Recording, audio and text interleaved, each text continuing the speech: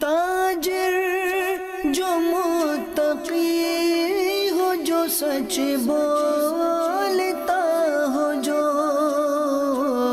احسان کرے لوگوں پہ، مجھے ایسا بنا دے، احسان کرے لوگوں پہ، مجھے ایسا بنا دے۔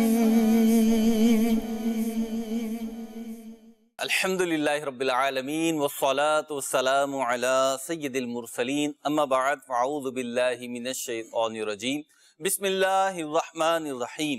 الصلاة والسلام علیک یا رسول اللہ، الصلاة والسلام علیک یا حبیب اللہ، الصلاة والسلام علیک یا نبی اللہ وعلی آلک واصحابک یا نور اللہ۔ مدنی چینل کے ناظرین، الحمدللہ عز و جل ایک بار پھر سلسلہ احکام تجارت کے ساتھ حاضر ہیں، اور جیسا کہ آپ کے علم میں ہے کہ اس سلسلے کی خصوصیت یہ ہے کہ آپ کے ذہن میں کاروباری لین دین سے متعلق، مالی لین دین سے متعلق کوئی سوال ہے اور آپ اس پہ شرعی رہنمائی حاصل کرنا چاہتے ہیں، قرآن و حدیث کیا حکم ارشاد فرماتے ہیں معلوم کرنا چاہتے ہیں، تو ہمارا یہ سلسلہ اسی لیے ہے۔ مفتی علی اصغر عطاری مدنی مدظر اللہ العالی ہمارے ساتھ تشریف فرما ہوتے ہیں، آپ کے سوالات ہوتے ہیں اور مفتی صاحب کے جوابات ہوتے ہیں۔ درود پاک کی فضیلت میں آقا کریم علیہ الصلوۃ والسلام کے پاس ایک شخص حاضر ہوا اور اپنے فقر و فاقہ اور تنگی معاش، اپنے رزق کے تنگی کی شکایت کی، تو آقا کریم علیہ الصلوۃ والسلام نے ارشاد فرمایا، جب تم گھر میں داخل ہو تو سلام کرو، چاہے کوئی ہو یا نہ ہو، اور پھر تم مجھ پر سلام کرو، یعنی نبی پاک علیہ الصلوۃ والسلام پہ سلام بھیجو، اور ایک مرتبہ سورہ اخلاص قل هو اللہ احد شریف پڑھ لیا کرو۔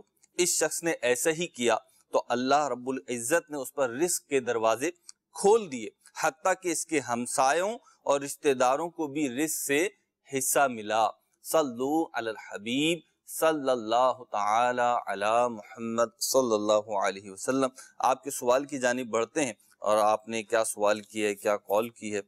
سوال یہ ہے کہ میں گورنمنٹ ملازم ہوں، تو گورنمنٹ نے جنرل پروویڈنٹ فنڈ، جس کو جی پی فنڈ کہتے ہیں، اس میں وہ کمپلسری ہے، گورنمنٹ ملازم جو ہے اس کے ہر صورت میں وہ پیسے کٹتے ہیں، تو اس میں گورنمنٹ نے 2 آپشن رکھی ہوئی ہیں کہ اس کا سود وہ لے بھی سکتا ہے اور نہیں بھی لے سکتا ہے، جبکہ وہ گورنمنٹ جو ہے وہ کٹوتی لازمی ہر صورت کرنی ہے۔ تو معلوم یہ کرنا تھا کہ آیا یہ اس طرح کا جو سود ہے گورنمنٹ جو دیتی ہے جائز ہے یا؟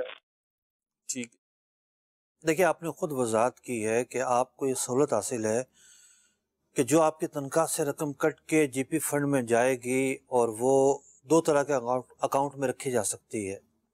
ایک وہ اکاؤنٹ جہاں نفع جو ہے وہ بنے گا اور وہ سودی موڈ پر بنے گا، اور ایک یہ ہے کہ جتنی آپ کی رقم منہا ہوئی ہے، مائنس ہوئی ہے، وہ رقم اتنی ہی رہے گی۔ تو دوسرا آپشن برقرار ہے، تو اس آپشن کے برقرار ہوتے ہوئے آپ کا سودی موڈ پر جانا یہ کیسے جائز ہو سکتا ہے؟ ظاہر بات ہے، یہ تھوڑی ہے کہ گورنمنٹ خود پیسے دے رہی ہوتی ہے، گورنمنٹ بھی جو ہے نا کسی ادارے کے اندر انویسٹ کرے گی، کسی ممکن ہے وہ نیشنل بینک کے سیونگ اکاؤنٹ میں جو ہے وہ یہ پیسے رکھوا دے، اور پھر وہ جو بینک ہے وہ سودی طریقے سے نفع دے۔ تو اصل تو مختلف جو فائنینشیل ادارے ہوتے ہیں وہ نفع دے رہے ہوتے ہیں، بنیاد یہ ہوتی ہے کہ وہ نفع کاروبار کے ذریعے آیا ہے یا سودی طریقے سے آیا ہے۔ سودی طریقے سے آیا ہے تو حکومت کے واسطے سے آئے یا کسی اور واسطے سے آئے، لا محالہ وہ حرام ہے، ہمیں اس سے بچنا ہے، ہمیں اس سے اجتناب کرنا ہے، اور جب آپشن موجود ہے تو اس آپشن کو ٹک کرنا ہے کہ جی ہمیں سود نہیں چاہیے، جتنی ہماری رقم جمع ہو رہی ہے ہمیں آخر میں یہی دے دی جائے، ہمیں یہ قابل قبول ہے۔ ٹھیک، اگلی کال دیجیے۔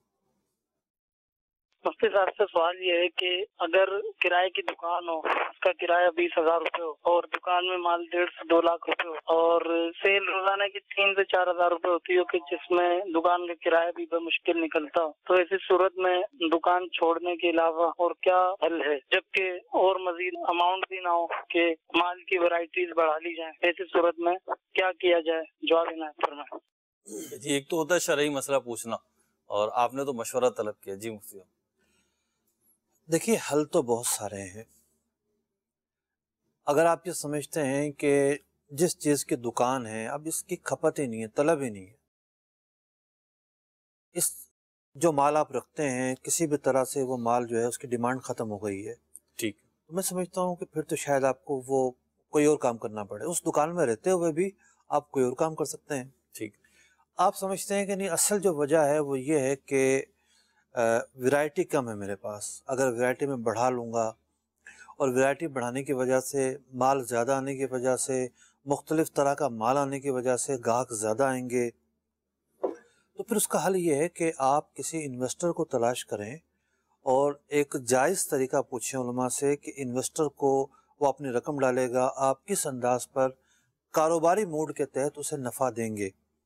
तो यूँ ये है कि जितनी आपकी हैसियत है, जितनी रोलिंग हो सकती है, उसको सामने रखते हुए 50,000 1 लाख रुपया इसकी जो है वो इन्वेस्टमेंट ले लें। बाज़ औक़ात ये भी होता है कि अगर आप होल सेलरों से मुस्तकिल माल ले रहे हैं, उनका आप पर एतमाद है, तो हफ़्ता 15 दिन की उधार तो वो भी कर लेते हैं। तो उनसे जाके माल ले आएँ और हफ़्ता 15 दिन जो भी मुद्दत तय हो, पुरानी अदायगी करें, नया माल ले लें। तो इस तरीके से मतलब कि एक तबका है जो इन्वेस्टर्स को शामिल नहीं करता। होल सेलर उन्हें उधार में माल दे देते हैं और यूँ रोलिंग में चलता रहता है कि जनाब पिछला उतारा और अगला माल दोबारा उधार में ख़रीद लिया। एक ये तरीका हो सकता है। फिर दूसरी चीज़ ये है कि मार्केटिंग टूल्स पर आप गौर करें कि वो क्या ऐसे तरीक़े कार हैं जिसकी वजह से ग्राहक मुतवज्जे हो। उसके अंदर एक बहुत बड़ा जो उनसर है, वो उनसर है खुश अखलाक़ी, ग्राहक को लिफ्ट करवाना, ग्राहक के साथ हुस्न अखलाक से पेश आना। बाज़ औक़ात जो है वक्त पर दुकान ना खोलना दुकान ना चलने का सबब होता है। तो बंदा जो है वो टाइमिंग से दुकान खोले, टाइमिंग पर बंद करे। टाइमिंग पर बंद करना इसलिए कह रहा हूँ कि जब टाइमिंग पर बंद नहीं करेगा तो अगला दिन कैसे टाइम पर आएगा, ठीक, चिड़चिड़ापन भी पैदा हो जाएगा। जी। ठीक है, ज़्यादा काम करने की वजह से रेगुलर रूटीन में रखना इसको, इंसान है, चिड़चिड़ापन हो जाएगा। फिर लोकेशन बहुत अहम होती है। ठीक, दुकान ही ऐसे कोने खांचे के अंदर है, ग्राहक आते ही नहीं है। तो यूँ बहुत सारी चीज़ें हैं, उन सब के साथ साथ बहुत सारे रिस्क के वज़ाइफ होते हैं। इस सिलसिले के आगाज़ में हदीस पाक पढ़ी गई है कि घर में दाखिल होने पर सलाम करना, नबी अकरम अलैहिस्सलाम पर दुरूद पाक पढ़ना और सूरह इखलास पढ़ना, ये रिस्क में इजाफे का बहुत बड़ा सबब है। इसी तरीके से फजर के बाद ना सोना, बल्कि जब सूरज पूरा बुलंद हो जाए और यानी तुलुए आफ्ताब के बाद 20 मिनट गुजर जाएं, उसके बाद आप सोने की आदत डालें। एक शख्स नमाज नहीं पढ़ता तो नमाज ना पढ़ने वाला जो है रिस्क में तंगी आती है उसकी भी, तो नमाज की पाबंदी करें। और भी बहुत सारे औराद और वज़ाइफ हैं। एक सिलसिला मैंने पिछले साल किया था जो रमज़ान मुबारक में नश्र हुआ था, खैर व बरकत के असबाब। तो यूट्यूब पर जो मेरा चैनल है मुफ्ती अली असगर के नाम से, उस चैनल पर ये सिलसिला मौजूद है, खैर व बरकत के असबाब। उसमें बहुत सारे वज़ाइफ, बहुत सारे अज़कार बयान किए गए हैं जिनका ताल्लुक़ रिस्क में इजाफे के साथ है। तो अद्दीन व नसीहा के तहत मैंने जो बातें सरदस्त ज़हन में आई वो आपसे अर्ज़ की हैं। सब इन्होंने मशवरा तलब किया, आपने मशवरा दिया और माशाल्लाह बहुत अच्छे मशवरे दिए। यहाँ पे 2-3 सवालात जो हैं इनके गुफ्तगू के साथ ही पैदा हुए थे, मैं चाहता हूँ वो करूँ। अगरचा बहुत सारी चीज़ें तो हकाम तिजारत से रिलेट नहीं करती। एक तो कि इन्होंने आपसे पूछा, यानी आपका जो एक स्टेटस है वो मुफ्ती का स्टेटस है, ये इन्होंने आपकी तरफ रुजू किया और रहनुमाई चाहिए, हालांकि वो शरई मसला नहीं था, एक मुशावरत थी। तो ये तो एक मुस्बत पहलू है, अच्छा पहलू है कि इन्होंने मशवरा करने के लिए भी दीनदार और अहले इल्म की तरफ रुजू किया, ये बिल्कुल अच्छा है। लेकिन एक दूसरा पहलू ये भी है, इनके सवाल में नहीं वैसी माशरे में पाया जाता है कि बाज़ औक़ात कुर्बो जवार में या तो ऐसे अफराद होते नहीं हम जिनसे मशवरा करें, या यूँ कह लें कि हमारी तबीयत में नहीं होता कि हम इनको लिफ्ट कराएं। तो ये नेगेटिव वो नहीं है माशरे की कैफियत। देखिए, 2 तरह के लोग होते हैं जी। एक वो होते हैं जो अपना अंदर जाहिर नहीं करते, जी, माफी ज़मीर बयान नहीं कर रहे होते, नहीं करना ही नहीं चाहते, ठीक है, करना है, घुटन की कैफियत में रहेंगे, ठीक है, घुटे रहेंगे। उन पर क्या आजमाइशें आ रही हैं, क्या परेशानियां आ रही हैं, दुकान नीचे जा रही है, ऊपर जा रही है, किसी से कुछ डिस्कस ही नहीं करेंगे। जी। देखें, बेसब्री और चीज़ होती है जी, और मुशावरत और चीज़ होती है। ठीक है। बेसब्री तो ये है कि बंदा शिकवे पर आ जाए, रोना रोता रहे, रोना रोता रहे। शिकवा और चीज़ होता है और एक हालात کو سامنے رکھتے ہوئے کسی کے ساتھ ڈسکس کرنا. دیکھیے ضروری نہیں ہے کہ کوئی بہت پڑھا لکھا آدمی ہوگا وہی اچھا مشورہ دے گا. ٹھیک ہے. بعض اوقات ماں باپ بڑا اچھا مشورہ دے دیتے ہیں، بعض اوقات بیوی بڑا اچھا مشورہ دے دیتی ہے، ٹھیک ہے. بعض اوقات جو ہے وہ یعنی جہاں تعصب نہ ہو وہاں سے مشورہ اچھا ہی آئے گا. ٹھیک ہے. اپنے طور پہ تو کم از کم اچھا ہی دے گا. اچھا ہی آئے گا. یہ الگ بات ہے کہ بعض لوگ کو تجربہ نہیں ہوگا تو وہ ان کا مشورہ قابل عمل نہیں ہو پائے گا. ٹھیک ہے. کمزور ہوگا. تو نہ تو یہ ہو کہ بالکل ہی کسی سے ڈسکس نہ کیا جائے اپنے معاملات. ٹھیک ہے. تو ایسے لوگ پھر مایوسی کی طرف جاتے ہیں اور پھر بڑی ایک دن پتہ چلتا ہے کہ سب کا مال لے کے چلے گئے. خود بھی آزمائش میں ہے، دوسروں کو بھی. یا مطلب کہ نظر آ رہا ہوتا ہے کہ سب سیٹ ہے جی، لیکن یہ بیچارے اتنا گھٹن کا شکار ہوتے ہیں کہ زیرو ہو کر انہیں شہر چھوڑنا پڑتا ہے، ملک چھوڑنا پڑتا ہے. ٹھیک. اور پھر لوگوں کے لاکھوں لاکھ پیسے ادا کرنے ہوتے ہیں، وہ اتارنا پھر ایک عذاب. ویسا ڈسکس کرتے رہیں. اور دوسری چیز یہ ہے کہ سب کی سنیں، ٹھیک ہے، وہی کریں جو کرنا چاہیے. ٹھیک ہے. ماشاء اللہ. اگلا سوال دیجیے. مفتی صاحب کی بارگاہ میں میرا یہ سوال ہے کہ کیا جو ویڈیو گیم ہے، کیا وہ ویڈیو گیم ڈیویلپ کر کے اس سے اجرت لینا وہ جائز ہوگی یا ناجائز؟ اسی طرح کوئی اور اپلیکیشن یا ویب سائٹ ڈیویلپ کر کے اس سے پیسے لینا جائز ہوں گے یا ناجائز؟ خاص طور پہ ویڈیو گیم کے بارے میں بتا دیں. شکریہ. ٹھیک ہے جی. ویب سائٹ وغیرہ. دیکھیے ایک ڈیولپر جو ہے وہ بہت سارے کام کرتا ہے اور اس کے اندر اگر تو میوزک شامل ہے تو جائز نہیں ہو سکتا. میوزک شامل ہوتے ہوئے کیسے جائز ہو سکتا ہے؟ جہاں تک بات ویب سائٹ اور اپلیکیشن کی ہے تو میرے بھائی ویب سائٹ لاکھوں کی تعداد میں ہے، اپلیکیشن لاکھوں کی تعداد میں ہے. ڈپینڈ یہ کرتا ہے کہ اس ویب سائٹ پر کیا ہوگا، ٹھیک. اپلیکیشن کس چیز کی ہے. نہ تو ہر طرح کی اپلیکیشن ناجائز ہے، نہ ہر طرح کی ویب سائٹ ناجائز ہے. ویب سائٹ بنانے والا صرف خالی پیج ہی نہیں بناتا، کنٹینٹ کی جگہ بناتا ہے، کنٹینٹ وہاں رکھا جاتا ہے، مختلف چیزیں رکھی جاتی ہیں. تو جس طرح کا کنٹینٹ ہوگا اسی اعتبار سے حکم ہوگا. کوئی غیر شرعی بات اس میں نہیں پائی جاتی تو وہ جائز ہوگا. اسی طریقے سے اپلیکیشن کا معاملہ ہے، غیر شرعی بات نہیں پائی جاتی تو اپلیکیشن بنانا بھی جائز ہوگا. ٹھیک. اپلیکیشن کی بات چلی ہے اور ویب سائٹ کی بات چلی ہے تو یہاں پہ دونوں چیزوں کا میں ایک سر دست جو ہے عرض بھی کر دیتا ہوں. ویب سائٹ دارالفتہ.net کے نام سے لانچ کی گئی ہے اور رمضان شریف میں مختلف لانچ کی گئی تھی. دارالفتہ اہل سنت کے مفتیان کرام کے اس پہ ویڈیو کلپ کی صورت میں بھی فتاوی موجود ہیں، احکام موجود ہیں. کچھ جو ہے وہ جو تربیتی بیانات ہوئے تھے، فرض علوم کورس کے بیان ہوتے ہوئے وہ بھی شامل ہیں. اور اسی طریقے سے دارالفتہ اہل سنت سے جو تحریری فتاوی جاری ہوتے ہیں تو منتخب تحریری فتاوی بھی اس پر اپلوڈ کیے جا رہے ہیں اور مزید مستقبل میں کیے جاتے رہیں گے. دعوت اسلامی کی بہت ہی مفید اپلیکیشنز بھی ہیں، جیسا کہ یعنی خود دارالفتہ اہل سنت کی اپلیکیشن موجود ہے. اسی طریقے سے نماز کے اوقات کی اپلیکیشن اوقات الصلاۃ بہت ہی اہم اپلیکیشن ہے. تو ان اپلیکیشنز کو بھی اپنے موبائل میں رکھنا چاہیے. جی ٹھیک ہے. اگلے سوال دیجیے. حضرت میرا سوال یہ ہے کہ جو میڈیکل اسٹور والے ہول سیل میڈیسن مارکیٹ سے ایک آئٹم پرچیز کر کے جاتے ہیں، اب وہ کوانٹٹی میں مثال کے طور پر انہوں نے پرچیز کر لیا، 10-20 پرچیز کر لیا اور 2 دن بعد پتہ چلا اس آئٹم کے ریٹ بڑھ گئے اور انہوں نے جو مال پرچیز کیا تھا وہ پرانے ریٹوں سے پرچیز کیا تھا. وہ دکاندار جو ریٹیلر جو ہوتے ہیں وہ یہ کرتے ہیں کہ وہ پرانی ریٹیل کاٹ کر نئی ریٹیل لگا کر اسٹیمپ پرنٹ لگا کر مال سیل کرتے ہیں. آیا کہ وہ مال سیل کرنا نئے ریٹیل سے کیسا؟ ٹھیک ہے جی.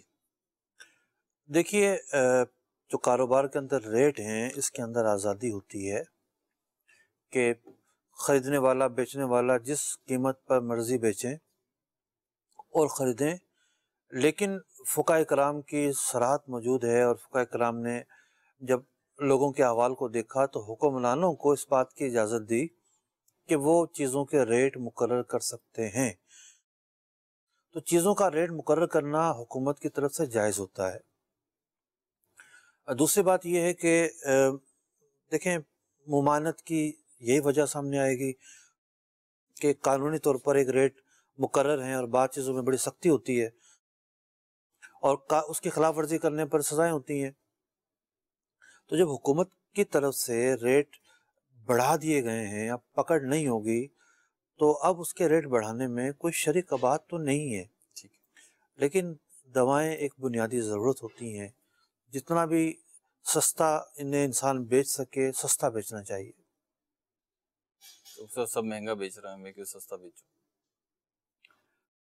حق تو مجھے بھی ہے نا، اگرچہ میرا کاروبار میڈیکل کا ہے، یعنی جس کا ہے اگر وہ میڈیکل کاروبار کر رہا ہے تو کیا مطلب، وہ کمائے گا نہیں؟ دیکھیے دنیا کی جس مرضی کمپنی، بڑی کمپنی کی طرف آپ چلا جائیں، ٹھیک ہے، ایک حصہ وہ اپنی مارکیٹنگ پر استعمال کرتی ہے. جی بالکل کرتی ہے. ٹھیک ہے،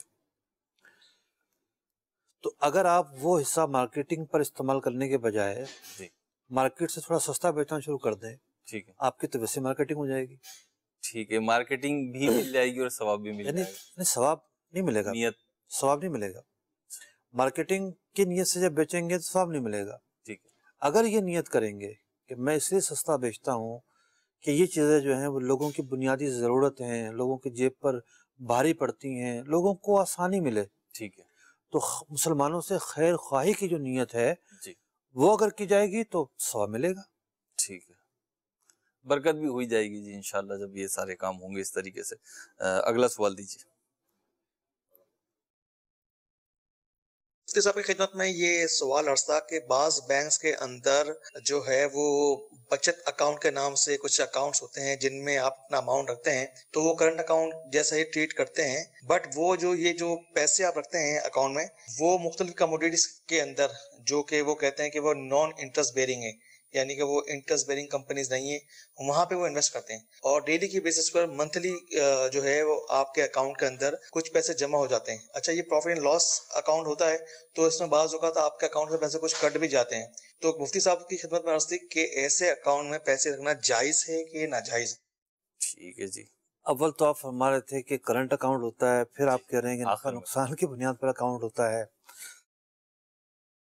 دیکھا جائے گا کہ بینک کے اندر جو پیسے جمع ہوئے سیونگ اکاؤنٹ ہی ہو گیا، اور اگر وہ بینک یہ دعویٰ کرتا ہے کہ جی یہ ایک محدود سطح پر محدود چیزوں کے گرد رہتے ہوئے ہم اس کو کاروبار میں لگاتے ہیں اور سودی موڈ پر اس کو نہیں لگاتے، پہلی بات یہ کہ کنورشل بینکنگ والے تو ایسا دعویٰ کریں گے ہی نہیں.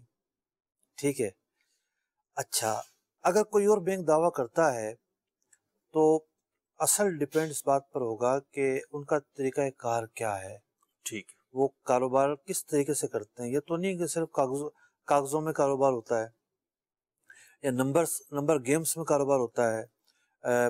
پورا اس کا ایک اسٹرکچر دیکھنا پڑے گا، پھر جا کر ہم ویریفیکیشن دے سکتے ہیں کہ جناب اٹ از رانگ اور رائٹ. اس کے علاوہ کیسے کہا جا سکتا ہے؟ ٹھیک ہے. اگلی کال دیجیے. سر مجھے یہ پوچھنا تھا اس حساب سے کہ اسی جگہ ہم انویسٹمنٹ کرتے ہیں اور پر پیس ایک رکھ لیتے ہیں حساب میں کہ پر پیس جو کاسٹ آئے گی وہ مجھے پر پیس 5.5 روپے ہوگا، تو وہ جائز ہے یا ناجائز ہے؟ انویسٹمنٹ کی اور پر پیس 5 کچھ پروفٹ فگر طے کیا انہوں نے. دیکھیے انویسٹمنٹ جب آپ کر رہے ہیں تو انویسٹمنٹ کرنے کے بعد جو مال بنا ہے پہلے تو یہ ہوگا کہ دونوں فریق کی انویسٹمنٹ ہے یا ایک کی ہے. دونوں کی مثال ہم یہ فرض کر لیتے ہیں، تو اب یہ تو طے ہے کہ مال بننے کی لاگت کو فکس نہیں کیا جائے گا، حساب لگایا جائے گا کہ بھئی مال یہ جو لاٹ ہے یہ اتنے کی بنی. ٹھیک ہے، وہ کم کی بنی تو کم لکھا جائے گا، زیادہ کی بنی تو زیادہ لکھا جائے گا. ٹھیک ہے، اب یہ لاٹ بکے گی. صحیح. اگر یہ لاٹ جتنے کی بنی ہے اس سے زیادہ کی بکی ہے، ایکسپنس نکال کے بچے گا اس کو نفع کہیں گے. ٹھیک ہے، اور اگر یہ ایکسپنس نکال کر کچھ بچتا ہی نہیں ہے جی تو ہم یہ کہیں گے کہ نفع نہیں ہوا. ٹھیک ہے، تو نفع کو مقرر نہیں کر سکتے آپ کہ بھئی پر پیس اتنا نفع آپ کو ملے گا، یہ سودی موڈ ہے، بلکہ نفع کو تناسب پر مقرر کریں گے. ٹھیک ہے، پرسنٹیج پہ کہ یہ پیسہ جو ہے جی ہاں پرسنٹیج پر، کہ یہ پیسہ جو ہے وہ کام میں لگایا جائے گا، اس سے کوئی پروڈکٹ بنے گی، پروڈکٹ مارکیٹ میں سیل ہوگی، سیل ہونے پر پھر جو ہے کلوزنگ کی جائے گی اور اس کے اعتبار سے نفع نکلے گا. جو ہم نے پرسنٹیج طے کی ہوئی ہے اس کے مطابق نفع تقسیم ہوگا. یہ کاروبار ہے، یہ شراکت ہے، یہ شریعہ موڈ ہے. اس کے علاوہ جو عام طور پر لوگ مقرر کر لیتے ہیں جناب ذرا انویسٹ دے دو اور پر پیس آپ کو میں اتنا نفع دے دوں گا، تو یہ سودی طریقہ کار ہے، اس سے بچنا ضروری ہے۔ اور مفتی صاحب اگر یوں کر لیں بالفرض کوئی موبائل کا کام کرتا ہے اور وہ چاہتا ہے، اس کو ضرورت ہے، کوئی نئے موبائل کا موبائل آیا ہے، نئی کمپنی کا موبائل آیا ہے، وہ چاہتا ہے کہ جی آ جائے، ابھی ڈیمانڈ ہے، لیکن اس کے بعد رقم نہیں ہے، تو وہ کسی انویسٹر سے کہتے کہ بھائی مثال کے طور پر مجھے 50 موبائل چاہیے، تقریباً 10 لاکھ کے آئیں گے، تو آپ مجھے دلا دو، میں آپ سے 10.5 لاکھ کے لے لوں گا، تو یہ صورت صحیح ہوگی؟ دیکھیں الگ صورت ہے اس جب دو کوئی انویسٹر اپنے مسئلے کو شریعت کے مطابق ڈھالنا چاہتے ہیں، ہم ان سے یہ کہتے ہیں کہ ہمارے پاس کوئی ایک طریقہ نہیں ہے آپ کو بیان کرنے کے لیے، ٹھیک ہے، اصل چیز یہ ہے کہ آپ کا معاملہ کس نوعیت کا ہے، ٹھیک ہے، کاروبار کیا ہے، سودا کس کیا ہے، نوعیت کا ہے، ایک نہیں، دو نہیں، درجن طریقے ہم بتائیں گے۔ ٹھیک ہے، اب ان کے اگر پروڈکشن ہوتی ہے، مال تیار ہوتا ہے، جی تو ظاہر بات ہے خام مال خریدنے کے لیے پیسہ چاہیے ہوتا ہے، جی بالکل، تو خام مال کے اندر بھی انویسٹمنٹ ہو سکتی ہے ٹھیک ہے، کہ خام مال جو لینا ہے انویسٹر کے پیسوں، انویسٹر کو کہا جائے کہ آپ خرید لو، ٹھیک میں آپ سے اتنا خرید لوں گا۔ ٹھیک ہے، بھائی مثال کے طور پر کسی کو کپڑا بنانا ہے، جی اب کپڑا بنے گا دھاگے سے، ٹھیک ہے، تو وہ دھاگا جو ہے نا وہ وہاں انویسٹر کو شامل کر لے، ٹھیک ہے، انویسٹر کو کہے کہ دھاگا اتنا خرید دیں آپ مجھے، صحیح، اتنا میں آپ کو نفع دے دیتا ہوں۔ ٹھیک، تو یہ بہت سارے طریقہ کار ہیں، کس مرحلے پر انویسٹمنٹ کرنی ہے، کس طریقہ کار سے کرنی ہے، ٹھیک، بہت سارے صورتیں ممکن ہیں۔ یعنی مطلب جیسے عموماً سائلین سوال کرتے ہیں، جو کال کرتے ہیں، آپ اپنا سوال پیش کرتے ہیں، مفتی صاحب اس پہ جواب دیتے ہیں، جیسے ابھی آپ نے ارشاد جی فرمایا، تو اب آپ نے ایک صورت منع بھی فرما دی، تو 10 20 25 جو بھی ہے وہ صورت حال ساری سامنے رکھیں گے تو انہیں جواب مل جائے گا۔ تو آپ جو ہے ایک کام کیا کریں، بہت ساری یقینی طور پہ صورتیں ہوتی ہیں، جہات ہوتی ہیں، اس کے لیے آپ کو دارالفتہ اہل سنت کی کسی بھی شاخ پہ آنا ہوگا، اپنا مسئلہ بتانا ہوگا، انشاءاللہ اللہ نے چاہا تو آپ کو حل بھی ملے گا اور جو بھی شریعت کا حکم ہوگا وہ بتایا جائے گا۔ اگلی کال دیجیے۔ مفتی صاحب کی بارگاہ میں یہ سوال ہے کہ ایک شخص نے ایک پیرٹ، آسٹریلین پیرٹ ہوتا ہے چھوٹا سا، اس کو پکڑا، اس کو پکڑ کے اس نے اپنے پاس رکھا، اس کے پر بھی کینچی سے کاٹ دیے، اب وہ اڑ بھی نہیں سکتا، تو اس نے پھر مجھے یہ کہہ کر دے دیا کہ آپ نے گھر میں رکھے ہوئے ہیں تو یہ بھی اس کے ساتھ آپ رکھ لیں، تو میں نے انکار کیا، تو میرے انکار کرنے پر پھر اس نے کہا کہ یہ تو پھر اب نہ اڑ سکتا ہے، نہ اس کے ساتھ کوئی اور ہے، نہ بازار میں اس حالت میں کوئی اس کو لے گا، تو آپ اس کو رکھ لیں۔ تو میں نے پھر اس نیت میں رکھ لیا کہ اس کے چلے پر بڑے ہوں گے، جب پر بڑے ہو جائیں گے تو پھر میں اس کو دے دوں گا، تو اس نے آگے سے کہا کہ جب پر بڑے ہوں گے تو آپ اس کو آزاد کر دیجیے گا۔ تو میرا آپ سے یہ سوال ہے کہ اس معاملے میں کیا کیا جائے کہ یہ ایک گمشدہ چیز تھی جو کہ انہوں نے راستے میں جس طرح اڑ رہا تھا یا ان کے پاس آیا، انہوں نے پکڑ لیا، اب یہ معلوم نہیں کہ کس کا ہے، تو اس بارے میں اب کیا کیا جائے کہ اس کو آزاد کر دیا جائے یا اس کو بیچ کر اس کی رقم جائے اس کے گمشدہ انسان کے اصالہ ثواب کے لیے کر دی جائے؟ برائے کرم رہنمائی فرما دیں۔ ٹھیک ہے جی، آپ نے بڑا بہت سارے تشریحات ان کے ذہن میں، ضروری نہیں کہ تشریحات درست ہوں۔ صاحب آپ نے ایک جملہ کہا ہے، جی مجھے ایسا لگتا ہے کہ آپ کے ذہن میں سب بہت کچھ ہے، تو تھوڑی جو سائیکی ہے نا اس پہ بھی آپ تھوڑی سی گفتگو کر لیں اگر ہو سکتی ہے۔ پہلے تو میں مسئلہ بتاتا ہوں نا۔ ٹھیک ہے، دیکھیں عام طور پر تو مسئلہ یہی ہے کہ اگر کوئی ایسا پرندہ ہے جسے لوگ پالتے نہیں ہیں، وہ اڑ کے گھر میں آ جاتا ہے، جو پکڑ لے گا اس کا ہو جائے گا۔ ٹھیک ہے، جیسے جنگلی کبوتر ہیں، جی گھروں میں عام طور پر رہتے ہی ہیں، ٹھیک ہے، مساجد میں رہتے ہیں، جی وہ آزاد گھوم رہے ہوتے ہیں، ٹھیک ہے، عام طور پر کسی کی ملکیت نہیں ہوتے۔ بالکل، چڑیا ہو گئی، اسی طریقے سے کئی اور پرندے ہو گئے، تو جو جال ڈالے گا، جو پکڑے گا وہ اس کی ہو جائے گی۔ ٹھیک ہے، ایک وہ پرندے ہیں یا وہ جانور ہیں جس کے بارے میں ہمیں پتہ ہے ان کا کوئی نہ کوئی مالک ہے، ٹھیک ہے، جیسے کوئی گائے بھاگ رہی ہو روڈ پر، صحیح، وہ ہفتہ بھر جو ہے نا گلیوں میں گھوم رہی ہو، جی تو اب ہمیں یہ یقین ہے، یعنی کہ ظن غالب ہے ہمارا کہ کسی نہ کسی کی ملکیت ہے، ٹھیک ہے، اس لیے اس کو جو ہے وہ یہ نہیں سمجھا جائے گا کہ یہ مال مباح ہے، جی جس نے پکڑ لی اس کی ہو جائے ایسے گی، ہی پھر رہی ہے، چلو گھر کے اندر لے جا، یہ نہیں ہو سکتا۔ ٹھیک ہے، ٹھیک ہے، تو یہ جو آسٹریلین پرندے ہیں ان کا معاملہ بھی ایسے ہی ہے، جی یہ عام پرندے نہیں ہیں، بلکہ لوگ خریدتے ہیں، پنجروں میں زیادہ تر رہتے ہیں، یہ کبھی پنجرہ کھلا ہوگا وہ اڑ گیا ہوگا، یہ ان کا معاملہ ہوتا ہے۔ جی تو ان کے بارے میں مسئلہ یہی ہے کہ मालिक पता नहीं है इनका, जी तो मालिक पता ना हो तो मालिक की तलाश करने के लिए इंतज़ार करना दुरुस्त है। ठीक है। मालिक का इंतज़ार करें, मालिक के कोई आसार ना हो तो इसको बेचकर इसकी जो रकम है वो सदका कर दी जाए ठीक है। बगैर सवाब की नीयत के। और ये भी हो सकता है कि इसे आज़ाद कर दिया जाए। ठीक है। लेकिन इन परिंदों की लाइफ नहीं पता कि ये आज़ाद होकर किस माहौल में रहेंगे, ठीक है। कि ये ऊंचा उड़ भी सकते हैं कि नहीं, जी ये अंदाज़ा नहीं है। ठीक है। तो इनके हक में जो बेहतर रास्ता है वो इख्तियार किया जाए। ठीक है। अगर ये बेहतर रास्ता है कि जनाब ये बेच दिए जाएंगे और मुख्तलिफ परिंदों के साथ रहेंगे जी तो ये अच्छा रास्ता होगा। ठीक है। अगर ये उड़ सकते हैं और बिल्ली बिल्ली से बचना इनके लिए आसान है तो फिर आज़ाद करना ज़्यादा बेहतर रास्ता होगा। ठीक है। तो जो आपने अभी रखा हुआ है तो इसे अमानत के तौर पर आप रखें। आपकी जब नीयत ये नहीं है कि ये मेरी मिल्कियत हो गया, मैं इससे ज़ाती फ़ायदा उठाऊंगा, जब ऐसी कोई आपकी नीयत नहीं है तो इंद शरा आपका मुआख़ज़ा नहीं है, आप पर कोई मुलामत नहीं है, आप वही काम कर रहे हैं जो शरीयत ने हुक्म दिया है। तो इस दौरान आप जो दाना पानी डाल रहे हैं ये भी यकीनी तौर पर एक सवाब का काम है, तो इसमें कोई हर्ज नहीं है। जब ये उड़ने के काबिल हो जाए तो दोनों रास्तों में से कोई एक रास्ता इख्तियार कर लीजिए। मुस्तफ़ इन्होंने एक बात ज़िमनी तौर पर आई है लेकिन सवाल का हिस्सा तो है कि इन्होंने पर काट दिए या तोड़ दिए, अब इसका क्या हुक्म होगा? देखिए मुख्तलिफ असबाब होते हैं। ठीक है। अब जानवर के नथनों में जो है वो रस्सी डाली जाती है, जी नकील डाली जाती है। नकील डाली जाती है, रस्सी डाली जाती है। बज़ाहिर तो तकलीफ दे अमल है, ठीक है। सुराख भी करना पड़ता है जी लेकिन इसकी अपनी वजूहात होती हैं। ठीक है।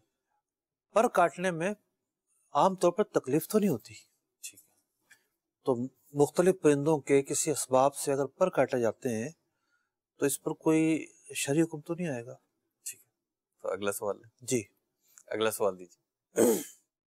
मुफ्ती साहब की बारगाह में अर्ज है मुफ्ती साहब कि हम जब ऑनलाइन बैंक के थ्रू ज़कात जमा कराते हैं, जैसे एक इस्लामी भाई ने मुझे 50,000 दिए कि आप ये फिजान मदीना कराची इनको आप ये भेजने हैं पैसे। मैं एक बैंक में गया, उन्होंने कहा जी आपका अकाउंट है, मैंने कहा जी नहीं। उनका जी पैसे कटेंगे, यानी कि वो जो 50,000 रुपए था उन्हीं में से उन्होंने 600 समथिंग या कितने उन्होंने काटे। अब सैयदी वो 50,000 ज़कात के थे। अब आया इसमें अगर बैंक ने कटौती की है तो क्या 50,000 के साथ वो रकम लेकर जानी चाहिए कि जो इस ज़कात के पैसों में से कटिंग ना हो सके, या वो जो काटे गए पैसे वो ज़कात ही में अदा किए गए? इस हवाले से जो ऑनलाइन पैसे भेजते हैं बैंकों के जरिए या कटौती के जरिए, उनके लिए क्या मदनी फूल हैं? ठीक है जी। देखिए ऑनलाइन तरीके से ज़कात भेजने वाले इस बात को मद्देनज़र रखें कि ज़कात रास्ते में रहती है, यानी कि वो पैसे जो हैं वो रास्ते में रहते हैं और वो पैसे आप तो ज़कात की नीयत से भेज रहे हैं लेकिन वो ज़कात उसी वक्त कहलाएंगे जब शरई फ़कीर की मिल्कियत में आ जाएंगे। तो इस दौरान जो भी कटौतियाँ हैं वो सारी कटौतियाँ ज़कात में शामिल नहीं होंगी। बाज़ औक़ात पैसे जमा करने वाला उससे कुछ फ़ीस ली जा रही होती है, बाज़ औक़ात जिस इदारे को आपने भेजे हैं उस इदारे के अंदर भी ये मामलात होते हैं कि जब वो पैसे निकालेगा, पैसे निकाल कर शरई फ़कीर को मालिक बनाएगा, तो फिर ऐसा होता है कि शरई फ़कीर को मालिक बनाने में जो पैसे उसने निकाले, अब इदारे कई तरह के होते हैं, बाज़ ऐसे होते हैं उनको एग्जामिन हासिल होती है, टैक्स की कटौती नहीं होती, बाज़ इदारों की कटौतियाँ होती हैं। तो अगर वहाँ कटौती हुई है, मिसाल के तौर पर लाख रुपये आपने भेजे और लाख रुपये उन्होंने निकाले हुए कटौती हुई है, तो वो कटौती भी ज़कात में शामिल नहीं होगी। इसी तरीके से बाज़ लोग बैरून ममालिक से जो है वो ज़कात भेजते हैं, उसके अंदर जो है वो पैसे का अप डाउन आ जाता है, तो फिर उस हिसाब से जो है वो करना पड़ेगा। तो इस पूरे मामले के अंदर जिस इदारे को आप भेज रहे हैं उस इदारे का और आपका मरबूत रहना ज़रूरी है। फाइनली आपको पता हो कि शरई फ़कीर को जो पैसे अदा किए गए वो कितने थे। ठीक, 50,000 रुपये जो आपने भेजे लेकिन 1,000 रुपया डिफरेंट फीसों में शरई फ़कीर की मिल्कियत में जाने से पहले खर्च हो गया, तो वो जो अखराजात हैं, एक्सपेंसेस हैं, वो زکوٰۃ میں شمار نہیں کیے جائیں گے، وہ الگ کیے جائیں گے۔ اب آپ کی مرضی ہے کہ آپ جو ہیں وہ کٹوتی اسی میں سے کروا دیں اور زکوٰۃ آپ لکھ لیں اپنے پاس۔ مثال کے طور پر آپ کی زکوٰۃ بن رہی تھی 45,000 روپے، آپ پہلے کچھ زیادہ بھیج رہے تھے، جب آپ پہلے کچھ زیادہ بھیج رہے تھے 50,000 روپے آپ نے بھیجے ہیں تو مزید کوئی ادائیگی کرنے کی ضرورت نہیں ہے۔ اگر پوری فکس راؤنڈ فگر 50,000 روپے ہی زکوٰۃ بنتی ہے اور آپ اتنی بھیجتے ہیں اور ابھی آپ کا سال پورا نہیں ہوا تب بھی ٹھیک ہے، جو بقیہ رقم وہ کسی اور کو زکوٰۃ میں دے دیں یا اسی ادارے کو دینی ہے تو آپ دوبارہ سے کچھ بھیج دیں۔ تیسرا طریقہ یہ ہو سکتا ہے کہ جتنی فیسیں وغیرہ ممکنہ طور پر لگ سکتی ہیں وہ ایڈ کر کر بھیج دیں۔ یوں اصول یاد رکھیں، اس اصول کو سامنے رکھتے ہوئے جو مختلف پیچیدگیاں ہیں وہ ساری کی ساری حل ہو جائیں گی، کوئی اتنا بڑا مسئلہ نہیں ہے۔ ایک اس میں سوال یہ ہے کہ جو نمائندے کی بات کی نا، کسی ادارے کو بھیج رہے ہیں کسی نمائندے کے ذریعے سے، مثال کے طور پہ کوئی شخص مجھے 1,00,000 روپے دیتا ہے کہ میرے بھائی یہ زکوٰۃ کی رقم ہے اور یہ بینک کے تھرو جو ہے آپ دعوت اسلامی کو دے دیں۔ اب جب میں بینک میں جاتا ہوں تو بال فرض 1,000 یا 1,200 یا 1,500 جو بھی اپ ڈاؤن کر کے مائنس پلس رقم وہ فیس کے طور پہ لگے گی۔ اب یہ جو فیس ہے اگر میں اپنی جیب سے ادا کر دیتا ہوں کہ بھائی ٹھیک ہے یہ 1,00,000 روپے تو زکوٰۃ کے آپ ڈال دیں اور یہ فیس کے آپ مجھ سے لے لیں، اس صورت میں، اور اگر اپنے پاس سے ادا نہیں کر رہا تو پھر اپنے پاس سے میں نے اسی میں ڈال دیے ٹوٹل، تو اب اس کو بتانا ہوگا یا نہیں بتانا ہوگا؟ دیکھیے جو شخص بینک کے ذریعے پیسے بھجواتا ہے زکوٰۃ کے، جی، اس کو یہ انڈرسٹوڈ ہونا چاہیے کہ ایکسپینس آئیں گے، ٹھیک ہے، اور جس کو وہ دے رہا ہے اس کو پہلے بول دینا چاہیے بھائی کوئی خرچہ آئے تو آپ اسی میں سے کٹوا دیجیے گا، ٹھیک ہے، پہلے بتا دینا چاہیے۔ اچھا پھر راستے بھی ہوتے ہیں بعض اوقات، جی، یعنی مثال کے طور پر آپ ادارے کا جو بینک ہے اگر آپ اسی بینک کے اکاؤنٹ سے بھیجیں گے تو پیسے نہیں لگتے بعض اوقات، ٹھیک ہے، تو بہتر یہ ہے کہ پھر ایسا راستہ اختیار کیا جائے کہ جب کسی اور شخص نے دیا ہے اور آپ بلا وجہ اس کا خرچہ کروائیں گے ٹھیک ہے، تو ایسا راستہ اختیار کریں کہ اس کا خرچہ نہ ہو۔ ٹھیک ہے جی۔ تو مدنی چینل دیکھتے بھی رہیے، دکھاتے بھی رہیے۔ صلو علی الحبیب صلی اللہ تعالی علی محمد صلی اللہ علیہ وسلم۔ تاجر جو متقی ہو، جو سچ بولتا ہو، جو احسان کرے لوگوں پہ مجھے ایسا بنا دے، احسان